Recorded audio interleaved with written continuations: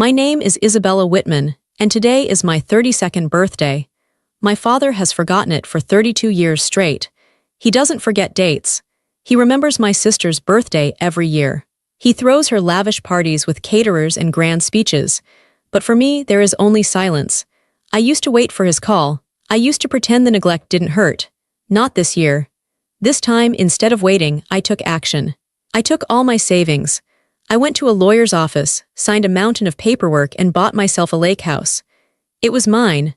I stood in my new, empty kitchen and took one quiet picture of the keys resting in my hand. I posted it online with just 4 words: birthday gift, self-gift. There were no tags, there was no warning. The family meltdown was instant. My phone hasn't stopped buzzing since. But before I tell you how everything flipped, like and subscribe, drop a comment. Where are you watching from? My name is Isabella Whitman. I am 32 years old, and I live in a peaceful lake house far away from my family. To understand why a picture of a set of keys caused a family war, you have to understand the 32 years that came before it. You have to understand what it is like to be the invisible child in a house full of spotlights. I grew up in a beautiful house. It was large, with a manicured lawn and a driveway that could fit 6 cars. From the outside, we looked like the perfect American family. We had the successful father, the busy mother, and the 2 daughters. But inside that house, there was a hierarchy. It was invisible, but it was as solid as the walls. My sister, Clara, was at the top. My father was the king who put her there. And I was somewhere at the bottom, quietly keeping everything running, quietly waiting for a turn that never came. It started when we were very young. Clara was 2 years younger than me, but she took up all the space. She was loud. She was demanding. She needed attention the way a fire needs oxygen, and my father gave it to her. He loved her loudness. He called it spirit. He called it charisma. I was different. I was quiet. I liked to read. I liked to draw. I didn't demand things. I thought that if I was good, if I was easy, if I caused no trouble, they would love me for it. I thought my silence would be rewarded. I was wrong. In my family, silence wasn't rewarded. It was ignored. The birthdays were the clearest evidence. I remember my 10th birthday. I had asked for a small party, just a few friends, pizza, and a movie. My mother said she would handle it. But 2 days before my birthday, Clara got the flu. It wasn't serious, just a fever and a cough. But my father acted like it was a national emergency. "We can't have people over with Clara sick," he said. He didn't look at me. He was feeling Clara's forehead. "But it's my birthday," I whispered. "Isabella, don't be selfish," he snapped. "Your sister is ill." So my birthday was canceled. We ordered pizza, but my father spent the whole meal checking on Clara on the couch. There was no cake because my mother forgot to pick it up in the chaos of Clara's illness. I sat at the table, eating a cold slice of pepperoni pizza, while the television played cartoons for my sister. No one sang. No one hugged me. I turned 10 in the dark, watching my father smooth my sister's hair. That was the pattern. When Clara turned 10, my father hired a pony. He rented a bouncy castle. He invited the entire neighborhood. There were 3 tiers on her cake. He gave a speech about how she was the light of his life. I stood in the back, holding a trash bag, collecting the wrapping paper she ripped off her gifts. I told myself it was just one time. But it happened again and again. My 16th birthday fell on a Tuesday. My father was on a business trip. He called the house and my heart jumped. I thought he remembered. "He's calling to say happy birthday." I answered the phone. "Hello, Isabella," his voice was rushed. "Put your mother on, I left a file on my desk." "Dad, it's Isabella, hurry up, I'm in a meeting." I swallowed the words. "Okay." I handed the phone to my mother. He never mentioned the date. When he came home that weekend, he brought a gift for Clara because he missed her. He brought me nothing. As we got older, the gap widened. I got straight A's. My father said, "That's nice, Isabella. Good job." Clara got a C on a test she studied 10 minutes for. My father said, "She's so smart, she doesn't even have to try. She's a natural genius." I worked a part-time job in high school to save for a car. My father told me it was good for my character.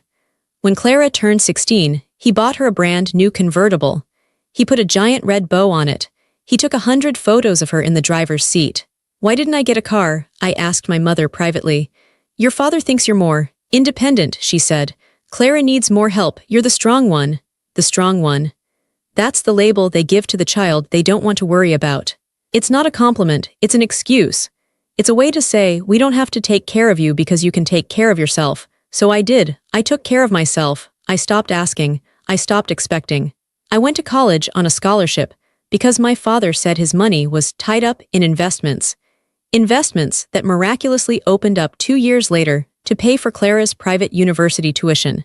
I built a life in the shadows of their spotlight. I became an accountant. It was a steady, quiet job. My father thought it was boring. "You're a number cruncher," he would say at family dinners, laughing. "Isabella loves her spreadsheets." Then he would turn to Clara. Clara was an influencer. She didn't have a steady job. She traveled, she shopped, she posted photos online. My father funded all of it. He called it building her brand. "Clara is an artist," he would tell people. "She's building an empire." I watched him write checks for her rent, her clothes, her trips.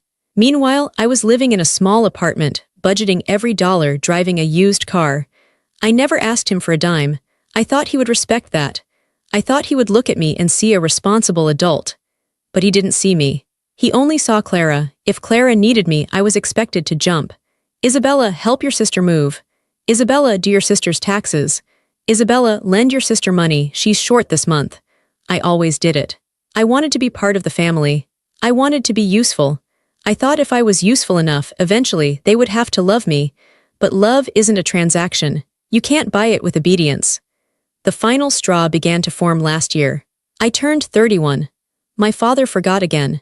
He was busy planning a promotion party for Clara. She hadn't actually been promoted. She just got a new title at the fake job my father's friend gave her. I sat alone in my apartment with a cupcake I bought myself. I looked at the candle. I realized I had spent 3 decades waiting for a man who didn't care. I looked at my bank account. Because I had been ignored, I had also been frugal. I had saved. I had invested. I had built a nest egg that no one knew about. My father thought I was just a boring accountant with a small life. He didn't know I was sitting on enough money to change everything. That night, blowing out the candle alone, I made a vow. Next year, I promised myself. Next year, I won't wait.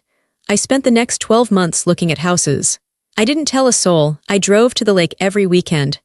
I found a beautiful, modern house with huge windows overlooking the water. It was peaceful. It was quiet.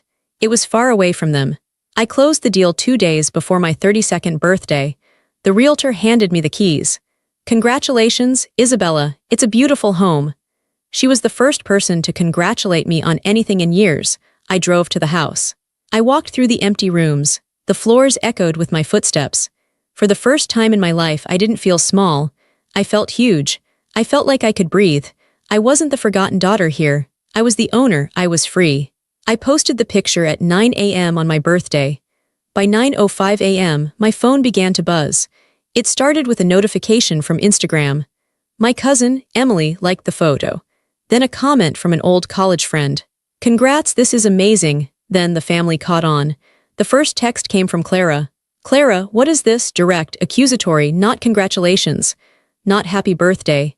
Just confusion and suspicion. I didn't reply. I was sitting on my new deck, drinking coffee, watching the sunlight hit the water. It was the most peaceful morning of my life. "Clara, Isabella, answer me. Did you buy a house? With what money?" "Clara, Dad is going to freak out." I sipped my coffee. I let the phone vibrate on the wooden table.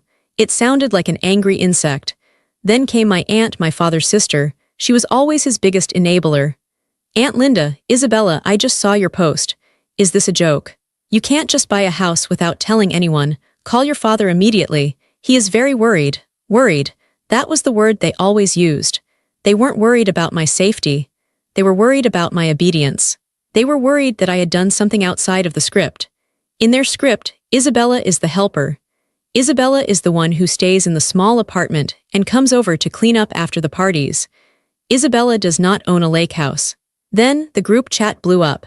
The family group chat was usually just my father sending updates about Clara's achievements or my mother sending holiday memes. I usually kept it on mute. But today I watched the messages scroll by. "Dad, Isabella, call me. Now, Mom, honey, please pick up. We are confused. Clara, she's ignoring me. She's acting so weird. Dad, this is ridiculous. Where did she get the money? Did she take out a loan? She's going to ruin her credit. Clara, it looks expensive. It's on the lake. Dad, she cannot afford that. She's going to come crawling back to us to bail her out. I am not paying for this mistake." I read the words mistake and crawling back. I felt a cold hardness settle in my chest. It wasn't anger. It was clarity. They didn't think I was capable. After all these years of handling my own life, paying my own bills, never asking them for anything, they still saw me as a child. A foolish child. And still, not one person had typed the words, "Happy birthday." I checked the date on my phone. September 14th. It was right there at the top of the screen. They were so busy panicking about their loss of control that they forgot the day. Again. I decided to respond to the group chat. I kept it simple. Me, I didn't take out a loan that I can't afford, I bought it. It's done, I'm fine. The response was instantaneous. Dad, you are not fine, you are acting out. You made a massive financial decision without consulting the head of this family. That is disrespectful. Dad, and why did you post it publicly? Now everyone is asking me about it. People think we didn't know. There it was. The truth. People think we didn't know. That was his real fear. He looked foolish. The great patriarch who controls everything didn't know his invisible daughter was buying real estate. It made him look disconnected. It made him look like he wasn't in charge. Clara, you did this on purpose. You knew my engagement party planning starts next week. You're trying to steal the attention. I laughed out loud. The sound startled a bird on the railing. Her engagement party, of course. Clara had gotten engaged 3 months ago. The wedding wasn't for another year, but the engagement planning party was next week. Everything had to be about her. Even my birthday, even my life. I typed back me, "This has nothing to do with you, Clara. This is my birthday gift to myself." Silence in the chat. 5 minutes passed. Then my mother wrote, "Mom, oh. Is that today?" It was the most hurtful thing she could have written. She truly didn't know. "Dad, don't change the subject, Isabella. We are talking about this house. You need to explain yourself. Come home immediately. We are having a family meeting." A family meeting. I knew what those were. That meant I sat on the small stool in the living room while my father paced back and forth, lecturing me, and Clara sat on the sofa smirking, and my mother looked at the floor. I looked at the water. I looked at the tall pines swaying in the wind. I wasn't in that living room anymore. I was in my house. My name was on the deed. Me, I can't come over, I'm busy unpacking. Me, and I'm not explaining myself. I'm 32 years old. My phone started ringing. It was my father. I let it go to voicemail. It rang again. Voicemail. It rang a third time. The panic was escalating. I could feel his rage vibrating through the device. He wasn't used to no. He wasn't used to the door being closed. I put the phone on Do Not Disturb. I went back inside my house. I walked into the kitchen. I had bought a small cake from the grocery store. Vanilla with white frosting. I placed it on the granite island. I didn't have any candles, so I just stood there and ate a forkful of cake. It tasted like sugar and victory. But the silence didn't last long. The anxiety started to creep in. I had defied him. I had humiliated him publicly. He wasn't going to let this go. I knew my father. He wouldn't just be angry. He would be vengeful. He would try to find a way to spoil this. He would try to find a flaw in the house, a flaw in my finances, a flaw in me. I checked my phone one more time. A text from my cousin, the one who liked the photo. "Cousin Emily, hey, your dad is calling everyone. He's telling people you're having a breakdown. He's asking if anyone has noticed you acting erratic. Just wanted to warn you." My hands shook slightly. He was already spinning the narrative. He was painting me as crazy. If I was crazy, then my independence didn't count. If I was crazy, he could dismiss my success as mania. If I was crazy, he could try to take control again. I took a deep breath. This was why I bought the house. To have a fortress. I wasn't crazy. I was just done. I sat on the floor of my empty living room, knees pulled to my chest. I wasn't the little girl waiting for a party anymore. I was a woman with a mortgage and a shiny new set of keys. But the little girl inside me was still scared. She was terrified of the man, who was currently calling her phone for the 10th time. I knew I had to answer eventually. Ignoring him forever wasn't an option if I wanted to set a real boundary. Hiding is not the same as standing your ground. At 4 p.m., I picked up the phone. "Hello, Isabella," his voice boomed. It wasn't a greeting, it was an explosion. "Do you have any idea how embarrassed I am?" I didn't say anything, I just breathed. I visualized the lake.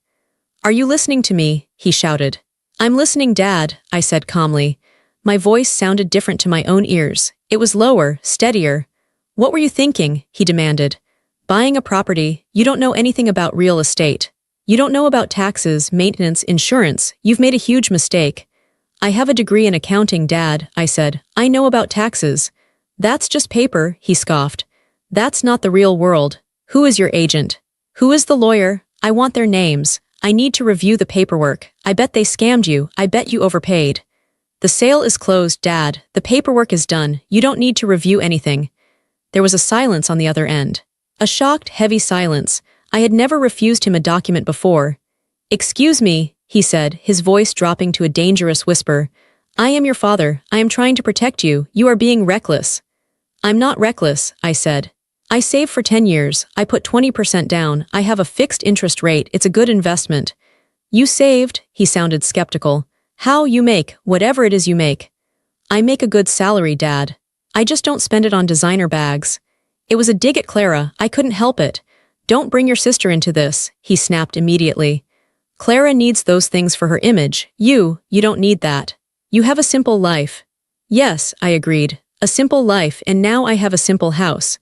It's not simple, he yelled again. It's a lake house. Do you know how that looks? People are asking me if I bought it for you. They're asking why I bought you a house and not Clara. You are making it look like I favor you. I almost laughed. The irony was so thick I could choke on it. You're worried people think you favor me, I asked. Dad, everyone knows you favor Clara. This is the first thing I've ever had that is just mine. That is not true, he lied. I treat you exactly the same, but Clara has different needs. She is fragile. You are tough. I'm not tough, I said, my voice cracking just a little. I just had no choice. Stop with the drama, he groaned. Listen to me, I want you to take the post down. No, Isabella, take the post down. You are making a spectacle. People are gossiping. Tell everyone it was a joke or that you're just renting it for the weekend. We fix this narrative, now. It's not a narrative, Dad, it's my house. I live here now. You live there, he sounded horrified. What about your apartment? What about Sunday dinners? You're an hour away. Yes, I said, I am. You are abandoning this family, he accused. After everything we did for you. We put a roof over your head, we fed you.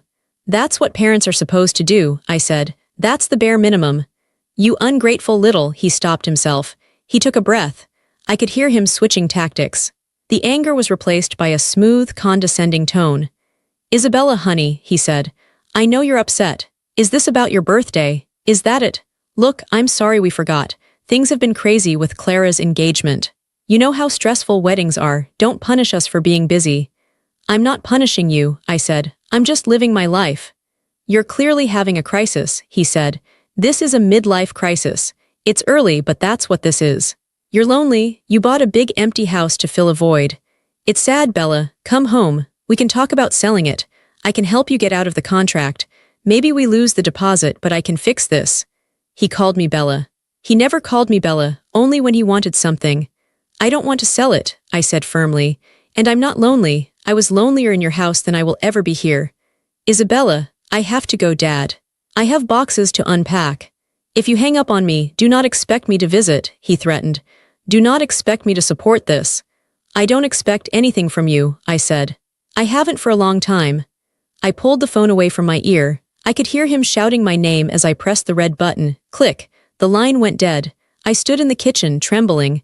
My heart was racing so fast it hurt. I felt dizzy. But I had done it. I had said no. I had hung up. For the first time in 32 years, I held the pen. I was writing the script. And he wasn't in this scene. After the call, the silence in the house felt heavy. I couldn't unpack. My hands were shaking too much.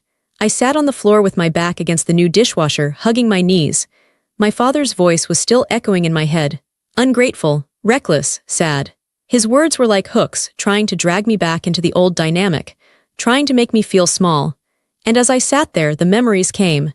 They didn't come as vague feelings anymore. They came as sharp, clear scenes. It was like buying this house had turned on a light in a dark room, and suddenly I could see the mess clearly.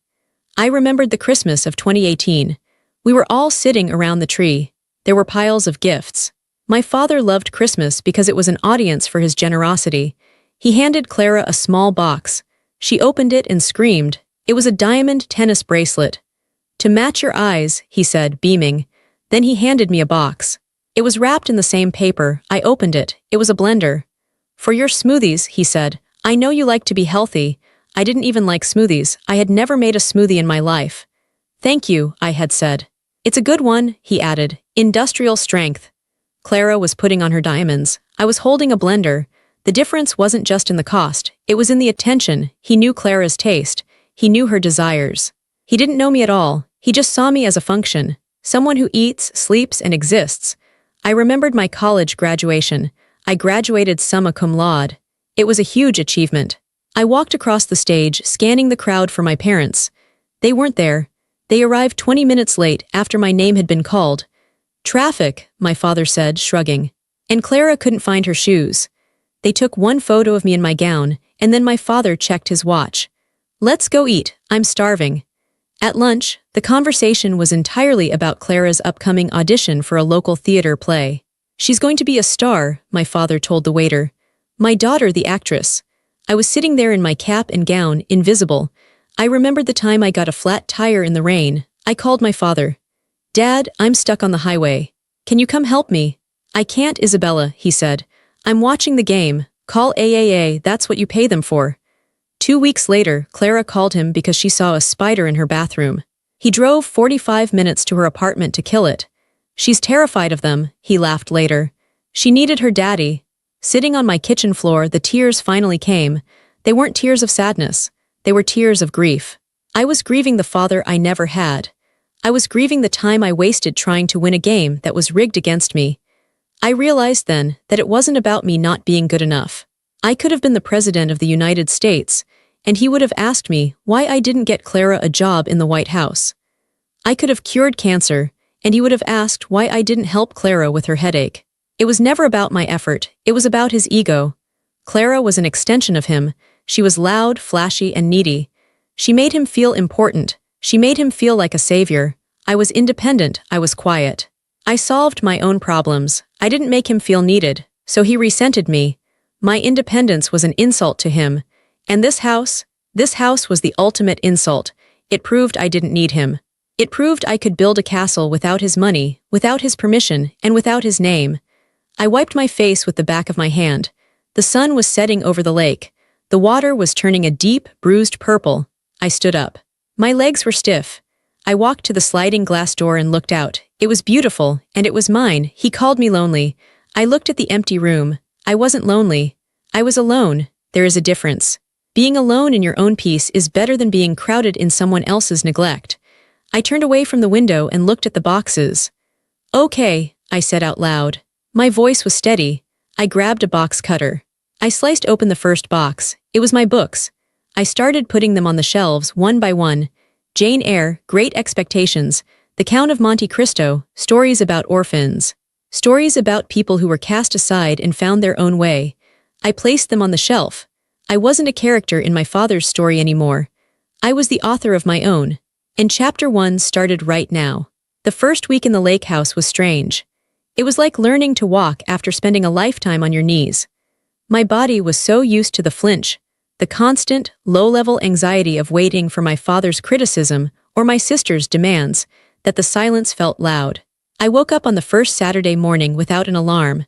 The sun was streaming through the floor-to-ceiling windows, hitting the pine floorboards. In my old life, Saturday mornings were for errands. Not my errands, of course. I would usually have a list from my mother, pick up Clara's dry cleaning, go to the bakery for the Sunday dinner rolls, drop off this package. But this morning, my phone was on the kitchen counter, face down. The list didn't exist. I made coffee. I sat on the deck. I watched a hawk circle over the water.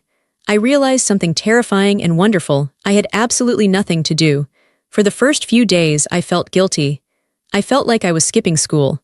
I kept checking my phone, expecting the police to show up, the emotional police, led by my father, coming to arrest me for unauthorized happiness. But nobody came. The driveway remained empty. The only sound was the wind in the trees and the hum of my refrigerator. I started to understand that this house wasn't just a building. It was a physical manifestation of a no. Every beam, every window, every tile was a rejection of their dynamic. My father loved things that were flashy and fragile. He liked expensive cars that scratched easily. He liked white carpets you couldn't walk on. He liked status symbols. My house was different. It was sturdy. It was made of wood and stone. It was built to weather storms. It was built for living, not for showing off. As I unpacked, I found pieces of myself I thought I had lost. I found my old sketchbooks from high school. I hadn't drawn in 10 years because my father told me art was a waste of time and that I should focus on practical skills. I sat on the floor and opened a fresh page. I drew the lake. I drew the tree line. My hand was shaky at first, but then the rhythm came back. I remembered that I used to be creative. I used to be funny. I used to have dreams before I was assigned the role of the responsible one. One afternoon, I went into town to buy groceries. I walked into the local hardware store to get some hooks for the wall. The old man behind the counter smiled at me. "You're the one who bought the old Miller place, right?" I tensed up. "Yes. Good for you," he nodded. "That house has good bones, needs someone who appreciates it." "I do," I said. "I really do. You doing the work yourself?" "I'm going to try." "Good," he said. "Nothing like doing it yourself to make it yours." Make it yours. That phrase stuck with me. My apartment in the city hadn't been mine. My father had co-signed the lease just in case, even though I had the credit score. He had a key. He would drop by unannounced to check the pipes, which really meant checking if I was keeping it clean enough.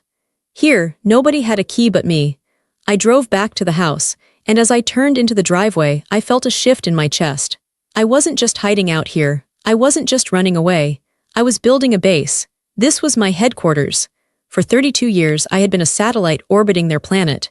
Now I was my own planet, and I had gravity. The silence from the family didn't last. My father was regrouping. He realized that screaming at me hadn't worked, so he sent in the flying monkeys. In narcissistic families, flying monkeys are the people the abuser manipulates to do their dirty work. They are the enablers. They come disguised as peacemakers, but they are really just carrying ammunition. The first one was Aunt Linda.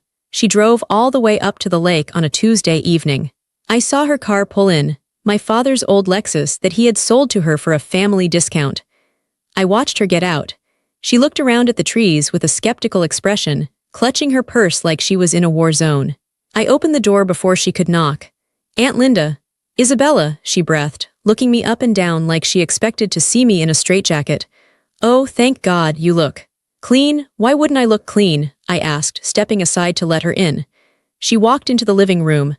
Her eyes scanned everything, the high ceilings, the stone fireplace, the lake view. I saw a flicker of jealousy in her eyes, quickly covered by a mask of concern. "It's big," she said, "very isolated." "It's peaceful," I corrected. She sat on the edge of my sofa. "Isabella, your father is worried sick. He hasn't slept in 3 days. Your mother is crying nonstop." "They have my phone number," I said. "They can call me and talk like adults." Instead, Dad screamed at me and Mom ignored me. "They are hurt," Linda exclaimed. "You blindsided them. You ran away like a thief in the night." "I didn't run away, I moved. Adults move, Aunt Linda." "But the post," she whispered, leaning in. "The caption, self-gift. It was so aggressive. Everyone is talking." "Cousin Sarah asked if you were on drugs." "Uncle Bob thinks you joined a cult." I laughed. "A cult? It's a mortgage, Linda." "You are embarrassing your father," she said, her voice sharpening. "He has a reputation. He told everyone you were just stressed from work and needed a break. He told everyone this is a rental, a vacation rental." I stopped pouring her tea. I set the pot down hard. "He lied," I said. "He is trying to protect you." "No," I looked her in the eye. "He is trying to protect himself. He can't handle the fact that I bought this without his help.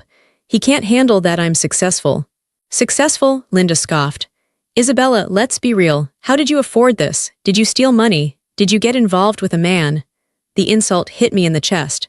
They couldn't conceive of a world where I was capable. "I worked," I said clearly. "I saved, I invested, for 10 years. While Clara was partying, I was working. While Dad was buying Clara cars, I was saving. This is what happens when you don't spend your money on appearances." Linda stood up. "You are being cruel. Your sister loves you. She is devastated that you won't be helping with her engagement party." "Is that what this is about?" I asked. "The party? She needs her sister," Linda said. "She needs your help with the planning. The logistics, you know she's not good with details. Dad said you were supposed to handle the catering contracts." "I'm not the party planner," I said. "I'm not the assistant. If Clara is old enough to get married, she's old enough to read a contract." "You are selfish," Linda spat the word out. "You have changed. You used to be the sweet one." "I used to be the doormat," I corrected. "There's a difference." Linda left 20 minutes later. She didn't drink her tea. As she walked to her car, I did something I had never done. I took out my phone and I posted a story on Instagram. It was a video of the sunset over the lake. I spoke over it. Loving my new permanent home. So grateful I saved for 10 years to make this happen. Hard work pays off. I emphasized the word permanent. I saw Linda's car pause at the end of the driveway as she likely checked her notification. Then she sped off. The next day, my cousin Sarah, the one who thought I was on drugs, messaged me. Sarah, is it true you bought it? Linda said it's a rental. Me, I bought it, Sarah. Want to see the deed? Sarah, wow, your dad told us you were having a mental breakdown and spent your savings on a timeshare scam. Me, dad is lying. Come visit if you want, it's lovely. Sarah didn't come, but the seed was planted. I wasn't playing along with his story anymore. I was broadcasting my own reality. For the first time, the extended family had to choose between his loud fiction and my quiet evidence. And evidence is a stubborn thing. 2 weeks later, the real reason for the panic emerged. It wasn't just about control, it was about money, it always is. I was sitting in my home office, a room that looked out over the garden, working on my remote job when my sister called. I hesitated. I hadn't spoken to Clara since the group chat explosion. I answered. Hello, Clara. You need to send the deposit, she said. No hello, no how are you? Excuse me, the venue, she said, her voice high and tight. The Sapphire Room, they need the second deposit today or we lose the date. Dad said you have the details. I leaned back in my chair. Clara, I don't have the details. I'm not planning your party. Stop being a bitch, she snapped. Dad said you were handling the boring stuff. He said he was paying for the dress and the flowers and the band, and you were covering the venue and the catering as your gift. I froze. My father had promised her that I would pay for the venue and the catering. The Sapphire Room was one of the most expensive venues in the state. Catering for 200 people. That was easily $15,000 or $20,000. He had promised away my money. He assumed that, like always, I would just do it. He assumed I would dip into my savings, the savings he didn't know I had spent on the house, and cover the bill to keep the peace. He had budgeted my life for me without asking. Clara, I said slowly, I never agreed to that. What? I never agreed to pay for the venue. Dad never asked me. I didn't sign anything. But he said, her voice wobbled. He said it was handled. He said you were the money person for the boring bills. I bought a house, Clara, I said. I don't have $20,000 lying around for a party. And even if I did, I wouldn't spend it on a party I wasn't invited to help plan. You're ruining everything, she screamed. The deposit is due today. Dad doesn't have it liquid. His money is all in the trust for the wedding next year. He said you had the cash. Then Dad needs to figure it out, I said. He's going to kill you, she cried. He can't touch me, I said. I'm in my own house. If we lose this date, I will never forgive you. You should ask Dad why he promised money that wasn't his, I said. I hung up. 10 minutes later, my father called. I let it go to voicemail. He texted. Dad, transfer the money to the venue immediately. We will discuss your reimbursement later. Me, no, Dad, this is not a negotiation. Clara is crying. You are destroying her happiness. Me, you promised money you didn't have. That's not my fault. I am not paying for the party. The fallout was spectacular. They lost the date at the Sapphire Room. They couldn't come up with the cash in 3 hours. They had to move the party to a hotel ballroom 3 towns over. It was a nice hotel, but it wasn't the Sapphire Room. For my sister, this was a tragedy on the level of a natural disaster. She posted on social media about unforeseen circumstances and family betrayal. But she didn't name me, because if she named me, she would have to admit that I was the one with the money, and she was the one begging for it. She would have to admit that her rich father couldn't cover the bill. I heard through the grapevine, my cousin Sarah again, that the party was a disaster. The flowers were wrong. The food was mediocre. My father spent the whole night sweating and apologizing to guests, explaining that there were logistical mix-ups. He looked stressed. He looked old. For the first time, he had to carry the weight of his own promises. Usually, I was the structural support. I was the one who fixed the budget, who smoothed over the errors, who filled in the gaps with my own time and money. Without me, the facade cracked. I sat in my lake house that night, eating a grilled cheese sandwich. I thought about them in that hotel ballroom, miserable in their finery. I realized that I had been the glue holding their fantasy together. I was the one who made them look functional. By walking away, I hadn't just removed myself. I had removed the foundation. And now, the house of cards was falling. I thought the money was the bottom. I thought that was the worst it could get. I was wrong. A narcissist who loses control is dangerous. When they can't manipulate you with guilt, and they can't bully you with shouting, they try to destroy you. If they can't own you, they want to make sure no one else respects you. It was a Monday morning, a month after the party disaster. I was logged into my work email. I saw a meeting invite pop up from HR. Subject, urgent discussion. My stomach dropped. I was a model employee. I had never had a meeting with HR in 7 years. I logged into the video call. The HR director, a woman named Karen, looked serious. My manager, David, was also on the call. He looked uncomfortable. Isabella, Karen started. We received a disturbing email this morning. We have to address it. An email? I asked. It was sent to the general CEO inbox and copied to our department, Karen said. It claims to be from a concerned family member. My blood ran cold. It alleges, Karen continued, reading from a screen, that you are suffering from a severe mental health crisis. It says you have been engaging in erratic financial behavior, that you are abusing substances, and that you have embezzled family funds to purchase a property. It suggests that you are a liability to the company and should be placed on immediate leave. The room spun.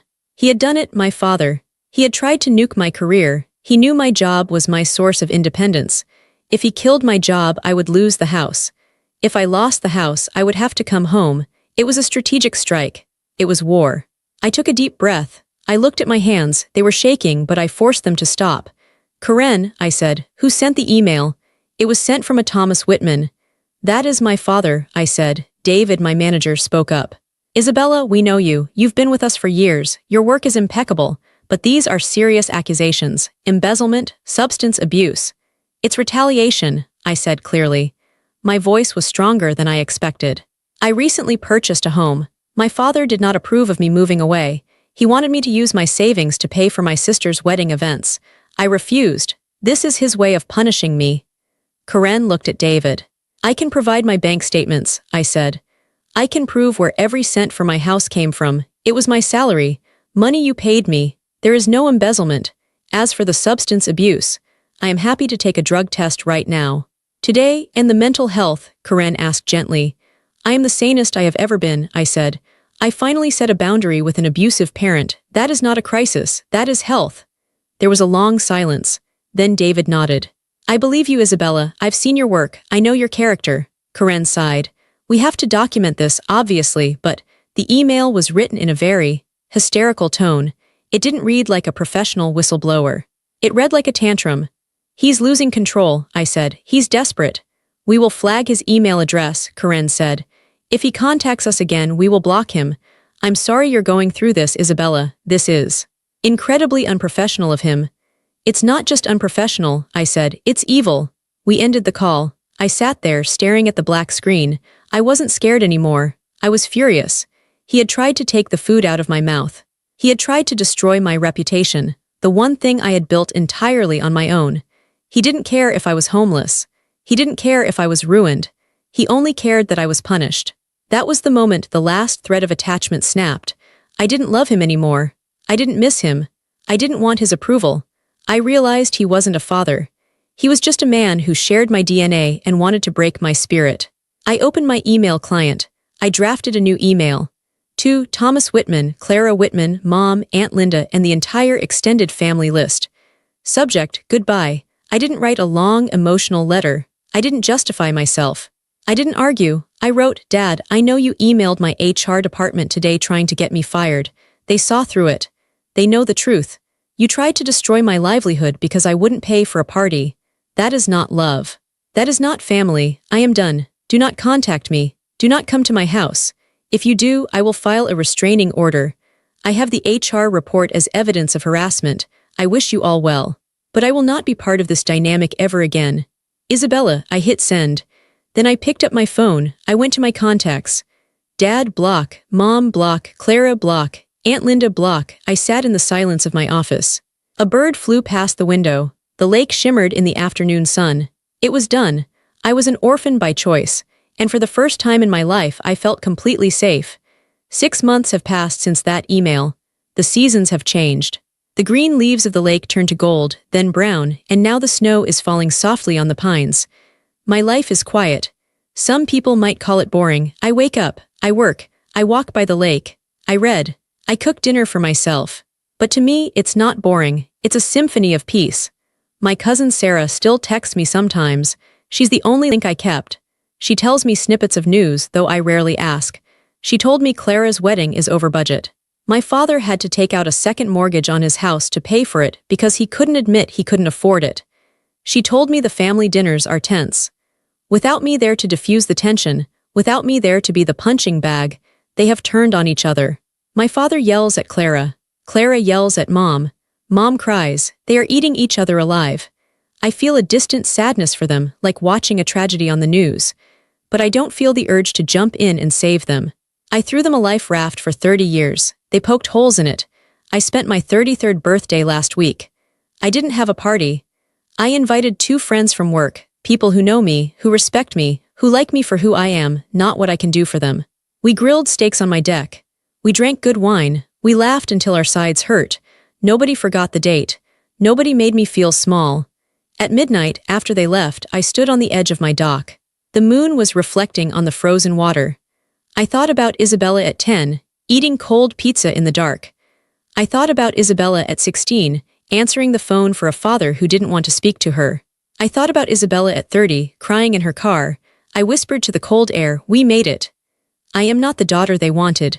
I am not the obedient servant. I am not the invisible girl. I am the woman who bought the lake house. I am the woman who walked away. I am the woman who saved herself.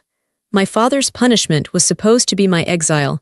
He thought that by cutting me off, by ignoring me, by attacking me, he would break me. He didn't understand that he was giving me the keys to my freedom. He thought I was afraid of the dark. He didn't know that I had learned to make my own light. And to anyone reading this, anyone who is holding their breath, waiting for a parent to finally see them, waiting for a thank you that never comes, let it go. Put down the phone. Stop auditioning for a role you will never get. Walk out the door, buy the house, or rent the apartment, or just take the drive. The silence might scare you at first, but eventually you will hear the most beautiful sound in the world, your own voice finally speaking the truth. I'm Isabella Whitman. I'm 33 years old. And for the first time in my life, I am exactly where I belong.